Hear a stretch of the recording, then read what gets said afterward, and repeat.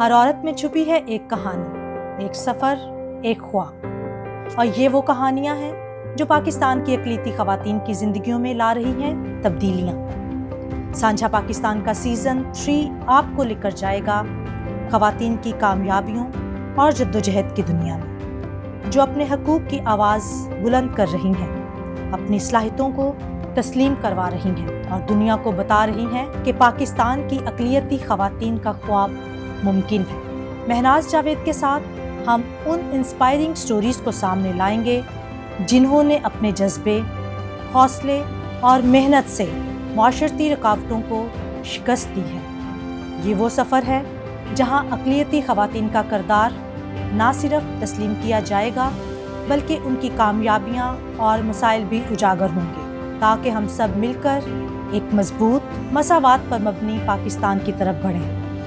देखें सांझा पाकिस्तान सीज़न 3, ये सफ़र, ये जद्दोजहद और ये हौसला सिर्फ LGF के साथ। मैं हूं आपकी होस्ट महनाज जावेद और आप देख रहे हैं सांझा पाकिस्तान। सांझा पाकिस्तान नाम है एक सोच, एक विजन और एक जद्दोजहद का। सांझा पाकिस्तान में आप जान पाते हैं मसीही औरत का अंदाज़े क़यादत। नाज़रीन, सांझा पाकिस्तान के सीज़न 3 में आपको खुशामदीद।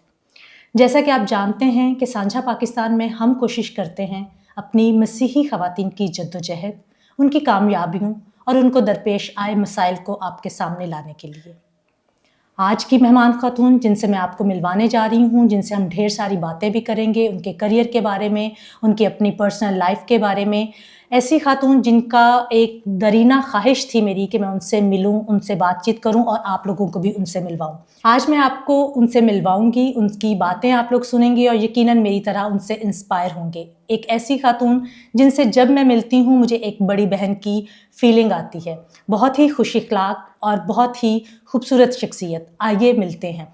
जी एस्टर साहिबा, आपको सांझा पाकिस्तान के प्लेटफॉर्म पर खुशामदीद। Thank you very much Mahnaz, आपने इतना अच्छा मेरा इंट्रोडक्शन करा दिया। Thank you for your kind words. और आई एम रियली ऑनर्ड, मुझे बहुत अच्छा लग रहा है कि मैं सांझा पाकिस्तान के फोरम पे मौजूद हूँ आपके साथ, और जो अंदाज़े क़यादत जो है ख़वातीन का, उसको मुतारफ़ कराने का सिलसिला शुरू किया हुआ है। I really appreciate your efforts. जी, thank you so much, thank you. Esther साहिबा, मैं पूछना चाहूँगी कि अगर हम बिल्कुल ही स्टार्ट से शुरू करते हैं तो अपने करियर के बारे में या अपनी एजुकेशन से अगर हम आपकी स्टार्ट करते हैं तो थोड़ा सा इसके बारे में मुझे बताएं। जी बिल्कुल, मैं कोयटा से बिलोंग करती हूँ और मैं खुदावंद की बड़ी शुक्रगुज़ार हूँ कि उन्होंने मुझे ऐसे वालदैन अता किए जिन्होंने बेटी की पैदाइश को एक ब्लेसिंग के तौर पे लिया और उन्होंने बड़ा खुशी खुशी मेरी परवरिश की, और वो तमाम मुझे फैसिलिटीज़ दी जो मेरे भाइयों को अवेलेबल थी। और इसीलिए एजुकेशन में, स्पोर्ट्स में, कॉन्फिडेंस देने में उन्होंने हमेशा हमेशा मेरे साथ खड़े रहे वो। और मेरे भाइयों को हमेशा ये इंस्ट्रक्शंस थी कि उन्होंने कहीं भी जाना है, किसी भी प्रोग्राम में जाना है, चर्च के चाहे वो काम हो, यूथ ग्रुप्स हों या शुरू में भी, या स्कूल की स्पोर्ट्स हों, तो वो मुझे साथ साथ रखें। तो मैं हमेशा ऐसे ही बड़ी हुई। उसकी वजह से कॉन्फिडेंस भी मेरे में बहुत आया उस वक्त के हिसाब से, उस माहौल के हिसाब से। और स्कूल भी मैं अपने भाइयों के साथ ही सेंट माइकल स्कूल में पहले जाती थी, फिर उसके बाद मैंने आर्मी के स्कूल से मैट्रिक किया, फिर FSC और BCom, और फिर मैंने बलूचिस्तान यूनिवर्सिटी से जो है MCom में डिग्री हासिल की। जी एस्टर साहिबा, मेरा आपसे क्वेश्चन है कि जिस वक्त की हम बात करते हैं, मेरी तालीम है, आपकी तालीम की हम बात करते हैं, तो उस वक्त में यकीनन ख़वातीन के लिए बहुत से चैलेंजेस थे। अगर हम स्कूल्स की बात करते हैं तो मेरा ख़्याल है कि अगर मिशन स्कूल्स की बात करते हैं तो शायद बहुत ज़्यादा नहीं, लेकिन ओवरऑल अगर हम एरियाज़ की बात करते हैं और एजुकेशन सिस्टम की बात करते हैं, अपनी सोसाइटीज़ की बात करते हैं, तो यकीनन बहुत ज़्यादा चैलेंजेस जो थे वो एक लड़की को और एक खातून को जो हैं वो पेश आते थे। तो इसके बारे में थोड़ा सा हमारे नाज़रीन को बताएं। उसके लिए ये है कि हमने BCom मतलब कुछ नया करने की लगन थी। FSC की तो हमारे उस वक्त तक हमारे कॉलेज में BCom नहीं था। ठीक है। मैं गर्ल्स कॉलेज में थी। जाहिर है कि वो कोएड तो उस टाइम पे इतना ज़्यादा बड़े लेवल के ऊपर नहीं था। तो हमारे कॉलेज में नया डिपार्टमेंट खुला था BCom, और ये पता लगा कि उसमें बैंकिंग में जा सकते हैं। तो मैंने उसको चूज़ किया क्योंकि मुझे जो है ना फिगर्स बहुत अच्छी लगती थी, मैथमेटिक्स मुझे पसंद था। तो मैंने इसलिए BCom को चूज़ किया क्योंकि हमारे घर में ना मेरे मामू बैंकर थे। ओके। तो मैं I was very much inspired कि मैं उनसे भी इंस्पायर्ड थी। जी। और दूसरा मेरे ताया थे, वो भी अकाउंट्स की फील्ड में थे, वो PIA में फाइनेंस मैनेजर या फाइनेंस जी। डिपार्टमेंट में थे कराची में। तो मुझे ना उनको देखकर मैं उनसे बड़ी इंस्पायर्ड थी और मैं भी चाहती थी कि मैं भी कोई ऐसी ही चीज़ करूं जो ख़वातीन के लिए इतनी ज़्यादा कॉमन नहीं है। कुछ I wanted to do something different. और घर से भी इजाज़त थी, तो मुझे ये था कि मैं ऐसा ही कुछ काम करूं कि मैं भी बैंक में चली जाऊं। मेरी शुरू से ख्वाहिश थी। तो वो मुझे फिर उसके बाद मैंने BCom कर लिया, तो फिर MCom किया हमने यूनिवर्सिटी में जाके। उसके बाद जो मैंने थीसिस किया अपना, तो वो उस वक्त फर्स्ट वुमेन बैंक नया नया बन रहा था। तो 89 की ये बात है, तो उसी वक्त उसका लॉन्च हुआ था। तो मैंने अपना जो थीसिस था वो भी मैंने फर्स्ट वुमेन बैंक पे किया कि वो क्या है। तो उसने भी बड़ा मेरे में एक जज्बा पैदा किया कि नहीं, मुझे बैंकिंग में जाना है। ये थी मेरी इंस्पिरेशन कि मैं बैंक में जाना चाहती थी। फिगर्स अच्छे लगते थे, उसके साथ काम करना, और घर में चूंकि 2 फाइनेंस के लोग थे तो उनको देख के भी मुझे अच्छा लगता था। वो शुरू से ही आपकी इंस्पिरेशन रहे हैं फैमिली वाले, और इस वजह से ये इंटरेस्ट बढ़ता गया। जी बिल्कुल। तो एस्टर साहिबा, मैं पूछना चाहूँगी कि जब आप यूनिवर्सिटी में आप गई, तो उस वक्त जिस टाइम आप यूनिवर्सिटी में गए, तो कैसा प्रोफेसर्स का और आपके जो क्लासमेट्स थे उनका कैसा आपके साथ, उनकी कैसी सपोर्ट थी? बिल्कुल, उनकी ऐसे ही रवैया था जैसे दूसरों के साथ होता है। मुझे किसी किस्म के किसी डिस्क्रिमिनेशन का कभी भी सामना नहीं करना पड़ा। तो मैं ये कहना चाहूँगी कि एज ए खातून या एज ए लड़की, नौजवान लड़की, चैलेंजेस मुझे वही फेस करने पड़े जो एक आम लड़की को करने पड़ते हैं, विदाउट एनी रेस, रिलीजन या क्योंकि जब आप रोड पे खड़े हुए हैं तो कमेंट करने वाला जो आप पे पास करके जा रहा है उसको नहीं पता, उसके लिए सिर्फ आप एक लड़की हैं जिसको कि उसने कमेंट पास करना उसका फ़र्ज़ है कि वो करके निकले, जिसने करना है ये। तो इस तरह के चैलेंजेस, या वैसे जब हम बाहर निकलते हैं तो वो चैलेंजेस हुए। लेकिन एक स्पेसिफिकली जैसे हम यूनिवर्सिटी में गए, कोएड तो मेरी बहुत छोटे होते स्कूल में थी या उसके बाद यूनिवर्सिटी में थी, तो लेकिन यूनिवर्सिटी लेवल पर मुझे इस तरह के डिस्क्रिमिनेशन का सामना नहीं करना पड़ा, क्योंकि मैं जिस इलाके से बिलोंग करती हूँ वहाँ ख़वातीन की बहुत इज्जत की जाती है और मुझे वो रिस्पेक्ट हमेशा मिली। और वो खातून को किसी रिलीजन की बेस पर या उसकी बेस पर नहीं मतलब डिस्क्रिमिनेट करते, वो बस खातून है तो उसको एक इज्जत देनी है। अभी भी आप चले जाएं तो अगर किसी आप क्यू में लगे होते हैं तो वो साइड पे हो जाते हैं। आप एयरपोर्ट पे चले जाएं, वो जब मैं कोयटा जाती हूँ तो मेरा सामान खुद ही कोई उठा लेता है।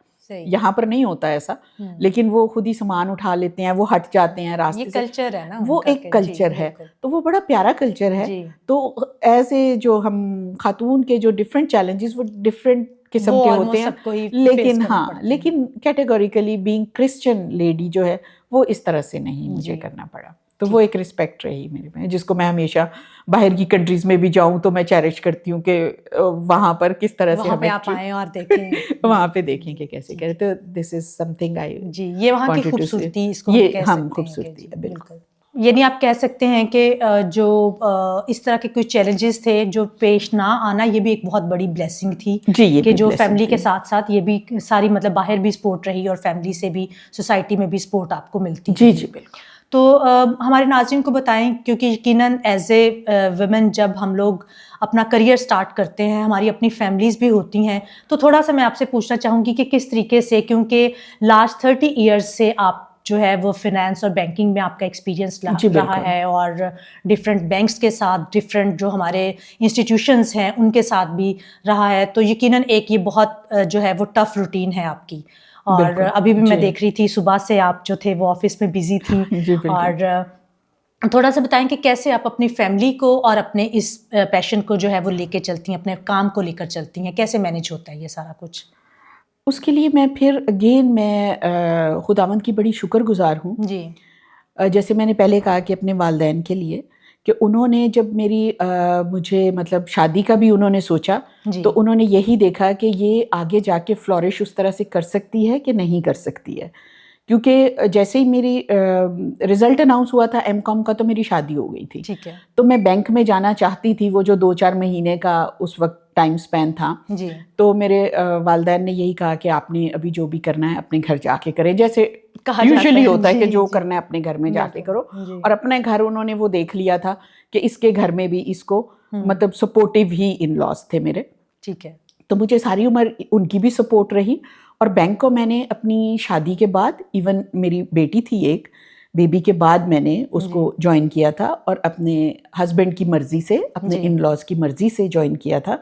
और उनको ये चीज़ पहले बैठ के हमने डिस्कस कर ली थी कि अगर मैं इतना अरसा, इतना 9 to 5 जो है घर से बाहर रहूँगी, तो वो चीज़ें, वो चैलेंजेस घर में एक घरेलू जो काम काज के होते हैं, या जो एक्सपेक्टेशंस होती हैं एक बहू के साथ या एक माँ के साथ, तो वो थोड़ी सी उस तरह की एक्सपेक्टेशंस उनको नहीं होनी चाहिए। और हमने पहले बैठ के बात की थी, और फिर हम म्यूचुअल जो है एक डिसीजन लिया गया था, और तब मैंने फिर बैंक ज्वाइन कर लिया। और फिर जब मैंने बैंक ज्वाइन किया तो मैंने 30 साल, तकरीबन 29 ईयर्स जो हैं वो मैंने उसी बैंक में जो है वो गुजार दिए जहाँ पर मैंने ज्वाइन किया था। जी बिल्कुल, जैसे कि बार बार आप कह रहे हैं कि ये जो है वो ब्लेसिंग है। यकीनन जब खुदा हमारे साथ होता है तो सारी की सारी जो मुश्किलात होती हैं, जो हर्डल्स होती हैं, वो खुद ब खुद ही जो है वो ख़त्म होती जाती हैं। डिफरेंट इंस्टीट्यूशंस के साथ भी आपने एज ए फिनेंशियल उनके साथ काम किया है, तो थोड़ा सा हम लोग अपने इंस्टीट्यूट्स की भी यहाँ पर बात करते हैं। कहाँ पर आप आज अपने, हमारे जो क्रिश्चियन इंस्टीट्यूट्स हैं, अगर हम पिछले 30 साल से लेकर अब तक के इंस्टीट्यूशंस को अपने देखते हैं, तो आज आप इनको कैसा पाती हैं? क्या आप सोचती हैं कि उस वक्त के जो हमारे क्रिश्चियन इंस्टीट्यूट्स थे और अब के, कुछ दिन पहले हम लोग इकट्ठे थे, तब भी हम लोगों ने इस पे बात की, तो मैं चाहती हूँ कि थोड़ा सा हमारे नाज़रीन के साथ भी हम लोग इसके बारे में बात कर रहे हैं कि हमारे इंस्टीट्यूशंस जो हैं, क्रिश्चियन इंस्टीट्यूशंस, क्या उनका जो है आज भी जो है वो उनका क्या, कहाँ पर उनको आप देख रही हैं? वेल, क्रिश्चियन इंस्टीट्यूशंस ने ग्रो ही किया है जी। जो हमें एक सेटबैक लगा था नेशनलाइजेशन का, अगर आप एजुकेशनल उससे देखें जी, तो वो था एक, उससे हम लोगों को काफ़ी एक मतलब मुश्किलात का सामना, धचका लगा जी। लेकिन ये है कि ओवरऑल अगर मैं देखूं तो हमारी इंस्टीट्यूट्स जो हैं, क्रिश्चियन इंस्टीट्यूशंस जितने भी हैं, वो ग्रो ही कर रहे हैं। वक्त के साथ साथ उनकी ग्रोथ हो रही है। हम नहीं कह सकते कि हम ग्रो नहीं कर रहे या श्रिंक हो रहा है, ऐसा कुछ नहीं है। हम ग्रोथ की तरफ ही जा रहे हैं। और उस वक्त के हम देखें इंस्टीट्यूशंस में, या हम अभी देखते हैं इंस्टीट्यूशंस में, तो डेवलपमेंट हो रही है, एक्सपेंड भी कर रहे हैं। और नई नई, अगर मैं एजुकेशन की फील्ड की बात करूं तो उसमें नई नई इनोवेशंस आ रही हैं। हॉस्पिटल्स को देख लें, वो भी ग्रो कर रहे हैं। और डिफरेंट जो NGOs का जो सिविल सोसाइटी है वो भी ग्रो कर रही है। और चर्चिज़ में बहुत ग्रोथ है। तो वो इस हिसाब से मुझे लग रहा है कि काफ़ी डेवलपमेंट है उस वक्त के लिहाज से। तो ऐसे साहिबा, आपका काफ़ी जो एजुकेशनल इंस्टीट्यूशंस हैं उनके साथ तो काफ़ी आपका जो है वो ताल्लुक़ रहा है और अभी भी है जी। तो इसमें आप क्या सोचती हैं कि मज़ीद क्या ऐसे इनोवेशंस होनी चाहिए, ऐसी क्या डेवलपमेंट होनी चाहिए कि ज़्यादा से ज़्यादा हमारे एजुकेशनल इंस्टीट्यूट्स जो हैं वो ग्रो करें? देखिए, उसके लिए तो बहुत सारी चीज़ें होंगी, कोई एक दो चीज़ का तो नहीं है, क्योंकि हमारे जो क्रिश्चियन इंस्टीट्यूशंस हैं एजुकेशनल, उनको फंडिंग का ही मसला है। क्योंकि अगर आप देखें तो इतना फ़ीस स्ट्रक्चर हाई नहीं है उनका। एजुकेशन बहुत क्वालिटी की है जी। हमारे जो, हम कह लें कि जो दूसरे स्कूल्स हैं उसके हिसाब से देख लें तो हमारा फ़ीस स्ट्रक्चर कुछ भी नहीं है। लेकिन फाइनेंशियल्स हमारे पास, ज़ाहिर है कि फाइनेंशियल कंस्ट्रेंट्स हैं जी। और उसको करने के लिए डिफरेंट जो चीज़ें हैं वो एक अलग ये फील्ड है पूरी, कि उसकी फाइनेंशियल मैनेजमेंट किस तरह से की जा सकती है। और मैं कुछ इंस्टीट्यूशंस के बोर्ड पर भी हूँ, तो उस हिसाब से फिर हम डिसीजंस कुछ ऐसे लेते हैं कि जो हमारे पास अवेलेबल रिसोर्सेज होते हैं उसकी प्रॉपर यूटिलाइजेशन कैसे की जाए। तो proper utilization of available resources जो है, दैट इज़ वेरी इंपॉर्टेंट, कि उसको हमने कैसे करनी है और हमने अपने बजट्स में रहते हुए किस तरह से और एवेन्यूज़ जो हैं रेवेन्यू के, वो तलाश करने होते हैं। जी बिल्कुल, मतलब हम कह सकते हैं कि रिसोर्सेज के साथ साथ अगर हम अपने जो टीचर्स हैं उनको भी हम लेते हैं तो वो उनको भी टेक्नोलॉजी के साथ साथ, वक्त के साथ साथ, जैसे मॉडर्न टेक्नोलॉजी आ रही है, मॉडर्न हर मतलब एजुकेशन है, उनको खुद को जो है उसके अपडेट रखना चाहिए। डेफिनेटली, क्योंकि अभी वो दौर नहीं है कि हम उसमें पुराने ज़माने के जो भी टूल्स हैं एजुकेशन के उसको ले लें। अभी हर जगह के ऊपर डिजिटलाइजेशन आ गई। अभी तो लाइब्रेरीज़ जो हैं वो हमारे कुछ स्कूलों में डिजिटल लाइब्रेरीज़ आ गई हैं कि एक जगह पर बुक्स हैं, आप वहाँ से दूसरों को कनेक्ट हो गए हैं।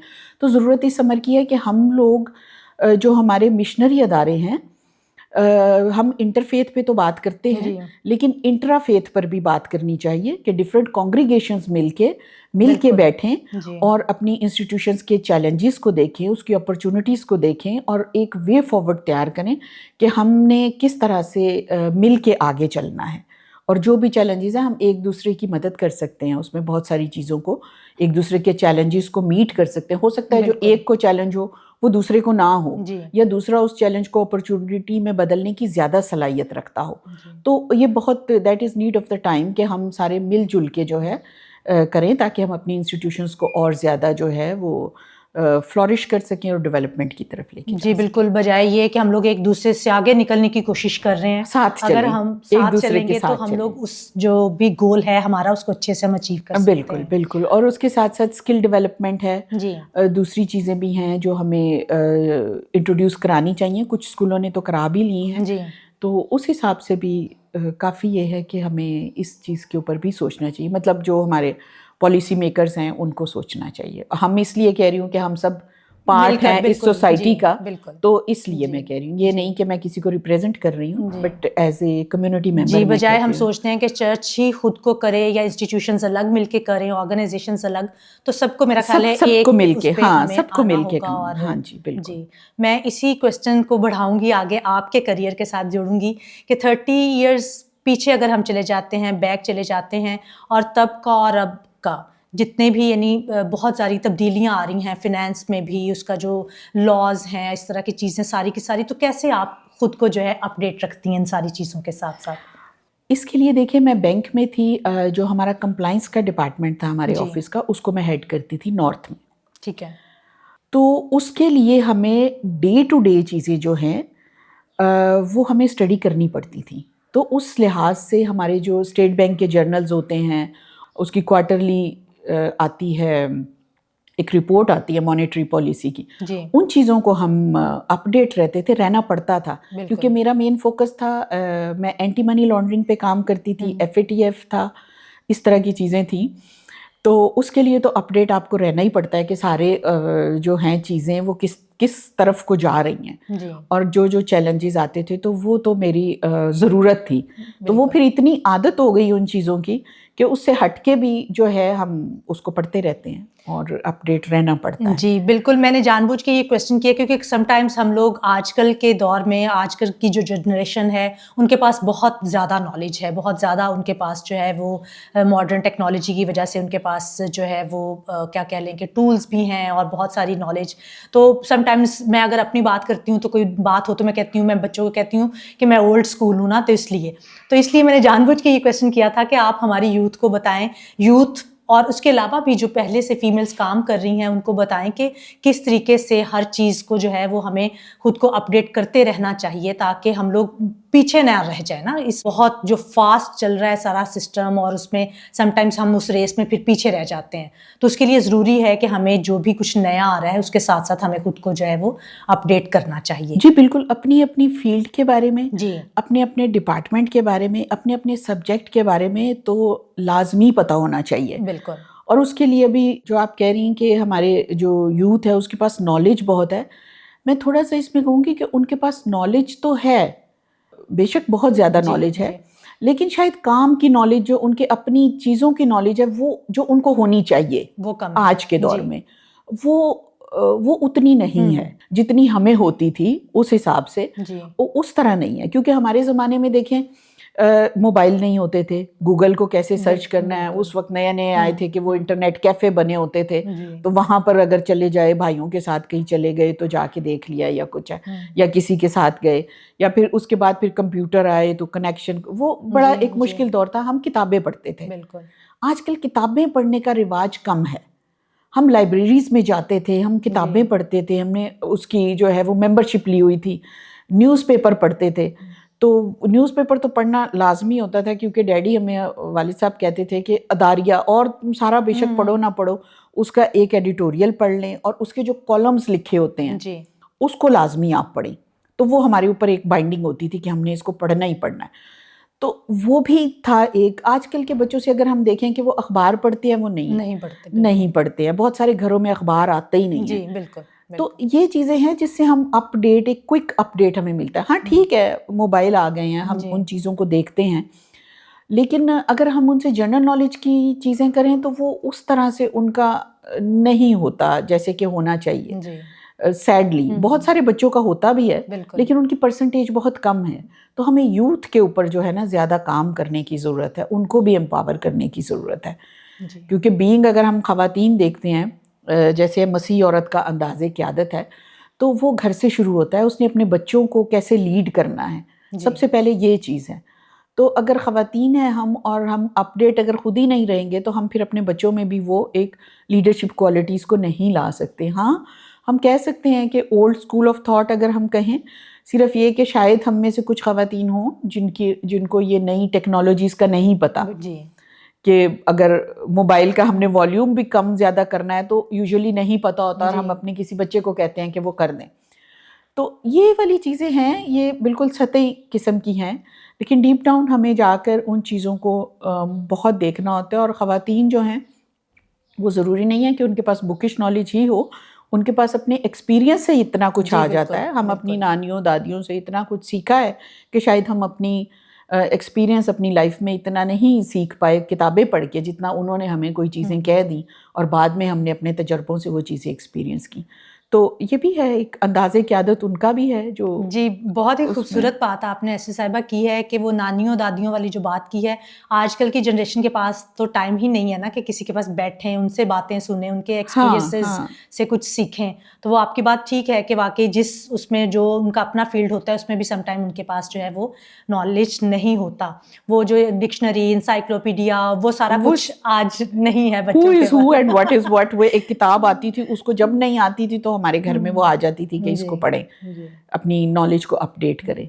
तो वो आप वाली बात के मोबाइल्स आ गए हैं, तो क्योंकि अब जो बड़े भी हैं वो भी अब मोबाइल्स में, अब हम भी मोबाइल से हर चीज़ देख लेते हैं, तो बच्चों में वो बुक रीडिंग और वो न्यूज़पेपर पढ़ना, वो सारा कुछ ख़त्म होता जा रहा है ना? नहीं, मोबाइल में भी किताब, बुक्स तो हैं मोबाइल में भी, बात ये है कि उसको यूज़ कैसे कर रहे हैं ना। बिल्कुल, मोबाइल का इस्तेमाल करना बुरा नहीं है, लेकिन वो किस सिमत में इस्तेमाल हो रहा है ये देखने की, थोड़ा बच्चों को भी मॉनिटर करने की ज़रूरत है और थोड़ा उनको एक सेंस देने की ज़रूरत है कि हम हर वक्त उनको मॉनिटर नहीं कर सकते।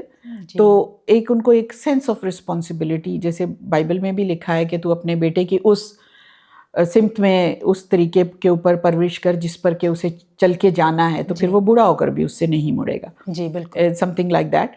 तो वो इस तरह से है कि फिर उनकी तरबियत बहुत ज़रूरी है। जी बिल्कुल नाज़रीन, जैसा कि हम बात कर रहे हैं एस्टर साहिबा से, उनके प्रोफेशन के बारे में बात कर रहे हैं, हम उनकी लाइफ के बारे में बात कर रहे हैं कि किस तरीके से वो सारी चीज़ों को जो है वो मैनेज भी करती रहीं और किस तरीके से उन्होंने अपने गोल्स भी अचीव किए। तो थोड़ा सा एस्टर साहिबा मैं पूछना चाहूँगी, मैं पढ़ रही थी आपके बारे में, बुक रीडिंग का भी शौक़ है, थोड़ा सा स्पोर्ट्स के बारे में भी मैंने पढ़ा, तो वो थोड़ा सा मेरे साथ शेयर करें कि यकीनन जैसे आप बता रही हैं कि शुरू से ही न्यूज़पेपर वगैरह पढ़ते थे, तो उसी से ही आपको जो है वो बुक रीडिंग की आदत भी पड़ी और ये आपकी मेरा ख्याल हॉबी भी है उसको बुक रीडिंग करना। और थोड़ा सा स्पोर्ट्स के बारे में भी बताएं। हाँ, बुक रीडिंग तो अभी भी करती हूँ जी, मतलब बड़े शौक से करती हूँ। कोई किताब मिल जाए तो उसको कोई बता दे कि ये किताब है, अच्छी है। और अभी तो थोड़ा सा ये हो गया कि इंटरनेट पे आप देख लेते हैं कि कौन सी किताब चल रही है और पढ़ने के काबिल है, तो उसको देख लेते हैं। ना सिर्फ ये, बल्कि मैं कुछ किताबों के रिव्यूज़ भी, अगर कोई किसी ने लिखी होती है तो उनको पता है कि ये इनको शौक है, तो बुक दे देते हैं। तो 3-4 किताबों के मैंने रिव्यूज़ भी लिखे हुए हैं। 2 तो प्रीस्ट हैं, एक पास्टर हैं कोई, उनकी किताब का मैंने लिखा था। एक मेरी फ्रेंड थी नादिया कामरान, उन्होंने एक पोइट्री की बुक लिखी थी। तो इस तरह से किताबें जब मिल जाती हैं तो वो फिर उनके रिव्यूज़ भी लिख लेते हैं। तो मेरा ख्याल है मैंने 4-5 किताबें हैं, उनके रिव्यूज़, ज़ाहिर है अगर उसको पढ़ा है और उसको एक क्रिटिकली देख के लिखा है तो वो भी वो समझते हैं कि ये बाजी कर सकती हैं, तो मुझे दे देते हैं कि आप लिखें। तो फिर मुझे अच्छा लगता है, आई फील ऑनर्ड कि कोई देता है इस तरह से किताब, तो फिर मैं उसको, डिफरेंट हैं वो, तो उसको, एक तो किसी का सफ़रनामा था एक प्रीस्ट का, वो मैंने किया। तो इस तरह से काफ़ी सारी बुक्स हैं और वो पढ़ने का अभी भी बहुत शौक़ है। और बच्चों में भी ये शौक मुंतकिल किया। और हर बच्चे के पास अपना अपना कमरे में एक बुक रैक पड़ा हुआ है जो भरा हुआ है किताबों से। सही है जी। एस्टर साहिबा, जैसे कि हम लोग शुरू से ही आपके करियर के बारे में बात कर रही हूँ, आपकी लाइफ के बारे में बात कर रही हूँ, तो अभी हमने बात की बुक रीडिंग की, और जैसे आपने बताया कि आप बुक रीडिंग करती हैं तो आपके सब बच्चे भी जो है वो उनको शौक है इसका, और यकीनन जो है वो इस आप ही से उनको जो है ये वो आदत उनमें डेवलप हुई। क्या आपके बच्चों में से भी किसी को स्पोर्ट्स का शौक है? कोई खेलते हैं, भले स्कूल लेवल पे, कॉलेज, या वैसे उन्होंने इसको अपना हॉबी बनाया हो? जी जी बिल्कुल।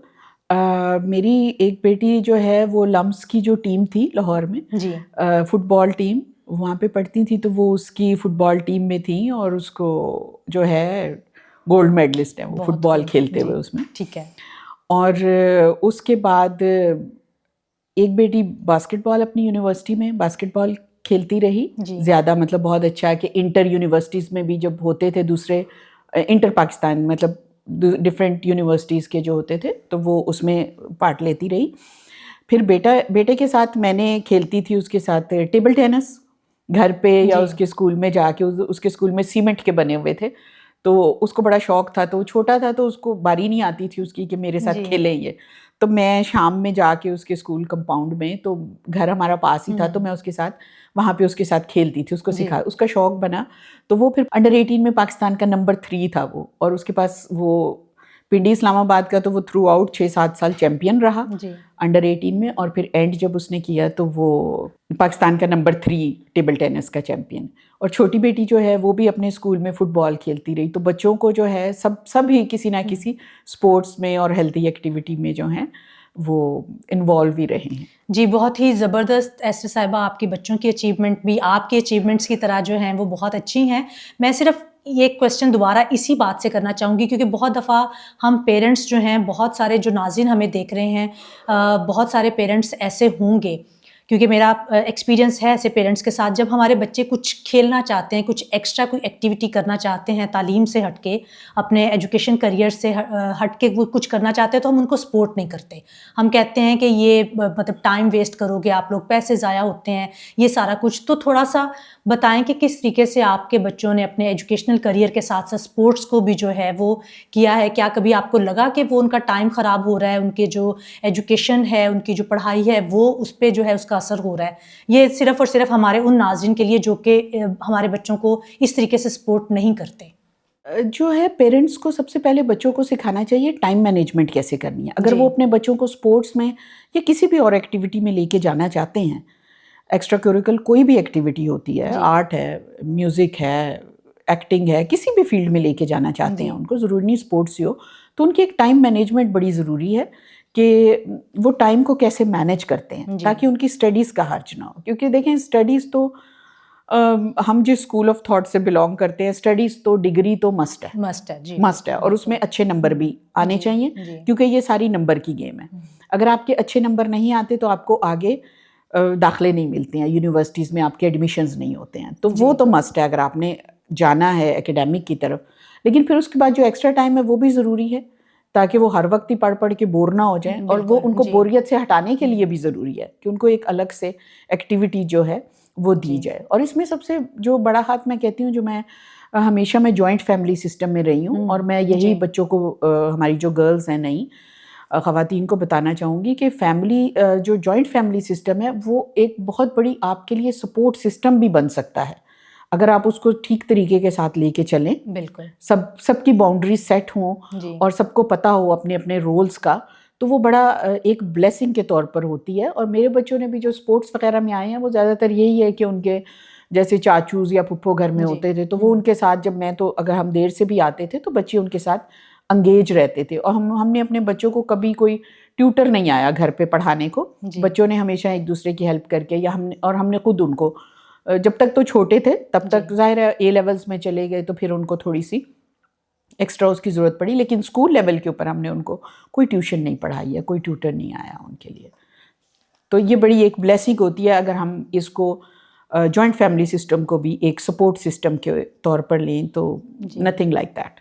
और मेरा ख्याल है कि कहीं ना कहीं दोनों तरफ से जो है वो होता है कि ज़रूरी नहीं कि आप हर बात में किसी दूसरे को ब्लेम करते हैं। हमें जो है वो म्यूचुअल अंडरस्टैंडिंग के साथ हाँ, जो एक है दूसरे वो को कॉम्प्लीमेंट जी भी करना चाहिए बिल्कुल ना, बिल्कुल ज़्यादा जी कॉम्प्लीमेंट करना जी चाहिए एक दूसरे को। हमारे यहाँ ये होता है कि बहू आ जाती है तो सारा कुछ उसी से एक्सपेक्ट कर लिया जाता है, और कंप्लेन्स और इस तरह कंप्लेन्स, जी और वो भी आती है तो उसको भी लगता है कि नहीं जी, ये फिर एक बहस दूसरी साइड पे जी चली बिल्कुल जाएगी, तो ये बिल्कुल एक टू वे होता है। हाँ जी तो वो बाउंड्री सेट करना बहुत ज़रूरी है, रोल्स बिल्कुल एंड रिस्पॉन्सिबिलिटीज़, और कॉम्प्लीमेंट करना बहुत ज़रूरी है, जी अप्रिशिएट करना ज़रूरी जी, बिल्कुल नाज़रीन, हम बात कर रहे थे अपने बच्चों के लिए कि अगर आपके बच्चे पढ़ाई के साथ-साथ उनको इस तरीके से टाइम मैनेजमेंट सिखाएँ कि अगर वो उनकी कोई हॉबीज़ हैं, वो कुछ करना चाहते हैं, गेम्स में आगे जाना चाहते हैं, या किसी भी ऐसी कोई हॉबी उनकी जो म्यूज़िक है, गेम्स हैं, या कोई और चीज़ जो है वो अगर वो करना चाहते हैं, तो यकीनन उनको पॉज़िटिव अगर उनकी हॉबी है तो यकीनन उनको सपोर्ट करें। ऐसे साहिबा, हमने बहुत सी बातें की, आपके करियर से हमने एजुकेशन से स्टार्ट किया, आपके करियर की तरफ गए, उसके बाद हमने आपकी हॉबीज़ की भी बात की, आपने बताया किस तरीके से जॉइंट फैमिली सिस्टम में रहते हुए आपको हमेशा सपोर्ट रही। तो इतना सब कुछ आपने जो अचीव किया, आपकी जो अचीवमेंट्स थी, आपका जो जब आप अब एक लीडरशिप रोल में हैं और एक अरसा हो गया, मतलब 30 इयर्स बहुत ज़्यादा होते हैं, और आप खुदा के फजल से अभी भी उसी जज्बे के साथ जो है वो काम कर रही हैं। तो आप क्या सोचती हैं कि सबसे ज़्यादा आप क्रेडिट किसको देना चाहेंगी कि इतनी अच्छी लाइफ आप खुदा के फजल से गुजार रही हैं? तो क्या आप समझती हैं कि किसकी सबसे ज़्यादा सपोर्ट रही है खुदा के बाद आपको? मुझे सबसे ज़्यादा सपोर्ट जो रही है, डेफिनेटली शुरू में तो पेरेंट्स की, जी लेकिन उसके बाद मेरे हस्बैंड की, सलीम सादिक साहब। उन्होंने मुझे हर जगह के ऊपर इनकरेज जी किया, और हमेशा उन्होंने जो मैं बनना चाहती थी वो उन्होंने मुझे बनने दिया। जी ये सबसे बड़ी बात होती है कि जो मैं बनना चाहती थी, कि जो आप बनना चाहें वो कोई बनने दे आपको ना। बिल्कुल जी तो ये उन्होंने कभी मुझे चेंज करने की कोशिश नहीं जी की, इस चीज़ की ज़रूरत महसूस नहीं की जी कि जो बनना चाहते, और फुली स्पेस दिया मुझे, क्योंकि अगर ये चीज़ें ना होती तो शायद मैं यहाँ पर ना बैठी हुई होती, क्योंकि जाहिर है कि फैमिली के अपने चैलेंजेस होते हैं। जी लेकिन एक पढ़े लिखे हस्बैंड का और एक अंडरस्टैंडिंग हस्बैंड का एक जो रोल होता है वो उन्होंने बखूबी निभाया, और we are blessed with 5 children. तो बच्चों की परवरिश में भी फुल टाइम, वो भी CSP ऑफिसर ज़ाहिर रहे, जी तो फुल टाइम जॉब थी हमारी, जी लेकिन उसमें भी बच्चों को हमने पूरा टाइम दिया और मिल के संभाला उनको। जी अगर रात को कभी उठना पड़ता है या बच्चा बीमार है तो हम दोनों ने मिल के संभाला, बिल्कुल और कभी ये नहीं हुआ कि मुझे ये कहा जाए कि चूंकि बच्चा बीमार है तो आप छुट्टी कर लो। अगर मेरे कोई इंपॉर्टेंट काम होता था तो उस दिन वो भी छुट्टी करके बच्चा संभालते थे। तो ये चीज़ें, ये एक चीज़ थी जिसने मुझे 30 साल जो है अपने उसके ऊपर जो है करियर जो मैंने किया उसमें मैं कायम रही। जी, बिल्कुल। नाज़रीन, मैं बिल्कुल एस्टर साहिबा की बात से एग्री करूँगी कि आपकी फैमिली की सपोर्ट, और आप लाइफ में कुछ भी बनना चाहते हैं, एक औरत होते हुए अगर मैं बात करती हूँ तो यकीनन आपके वालिद, आपके भाई और आपके अगर जो हस्बैंड है अगर आपके साथ, तो उसका बहुत बड़ा किरदार होता है, और इनके साथ ही मिलकर हम जो कुछ भी अचीव करना चाहते हैं वो हम आसानी से अचीव कर सकते हैं। तो एस्टर साहिबा, थैंक यू सो मच आपका हमें टाइम देने के लिए और हमारे साथ इतनी खूबसूरत गुफ्तगू करने के लिए। तो मैं चाहती हूँ कि हमारी जो नौजवान बच्चियाँ हमारा ये प्रोग्राम देख रही हैं, जिसमें कि हम उनको सिखाते हैं कि दिखाते भी हैं कि मसीही औरत का अंदाज़े क़यादत क्या है। तो आज की जो हमारी जो यंग जनरेशन है, स्पेशली फ़ीमेल्स जो हैं, हमारी जो क्रिश्चियन यूथ है, उसको आप क्या पैगाम देना चाहेंगी? यंग जनरेशन, स्पेशली गर्ल्स को मेरा मैसेज यही है कि आप अपॉर्चुनिटीज़ को अवेल करें और चैलेंजेस से ना घबराएं, क्योंकि चैलेंजेस हर किसी की ज़िंदगी में आते हैं। हमें सिर्फ चैलेंजेस नज़र आते हैं, हमें अपॉर्चुनिटीज़ नज़र नहीं आती हैं। तो हमें एक बसीरत की ज़रूरत है, एक ऐसे विजन की ज़रूरत है जिससे हम देख सकें कि हमारे क्या चैलेंजेस हैं और उन चैलेंजेस को हम अपॉर्चुनिटीज़ में कैसे बदल सकते हैं। सबसे ज़्यादा जो सपोर्ट आपको मिलेगी शुरू में अपने घर से, आपको अपने वालिदैन से मिलेगी, ना सिर्फ वालदा से बल्कि वालिद साहब का भी आपका हम ख्याल होना ज़रूरी है। भाई से, हस्बैंड से आपको बहुत ज़्यादा सपोर्ट मिलेगी और आपने उनको अपना हम ख्याल बनाना होता है, और फिर ही हम जो है चीज़ों को लेकर आगे चल सकते हैं। कोई भी फील्ड आसान नहीं है और कोई भी फील्ड मुश्किल नहीं है। अगर आप मुझे देखें, कहते हैं कि मैं इस बैंकिंग में चली गई और मैंने जाके बैंक में फिगर्स पे और सारा दिन लग गए। तो ये बड़ी अच्छी फील्ड है, आप लोग इसकी तरफ भी आएँ, और ये मुश्किल नहीं है, इसके अपने चैलेंजेस हैं। तो हम जब भी कोई कदम उठाते हैं तो सबसे पहले हमें खुदा पर भरोसा रखना है कि खुदावंद से हमने मदद मांगनी है कि वो डिफरेंट सिनेरियोज़ में और डिफरेंट जो सिचुएशंस हैं उसमें हमें वो कैसे संभालता है। फिर उसके बाद हमने अपने आप के ऊपर भरोसा करना है और फिर अपने सपोर्ट सिस्टम के ऊपर भरोसा करना है और फिर हमने आगे चलना है। और काम मुश्किल कोई भी नहीं है। एक चीज़ कहना चाहूँगी, बहुत सारी हमारे जो यंग जनरेशन है या जो अभी हमारी उम्र की ख़वातीन हैं, उन्होंने उस टाइम के ऊपर कुछ नहीं कर पाई हैं।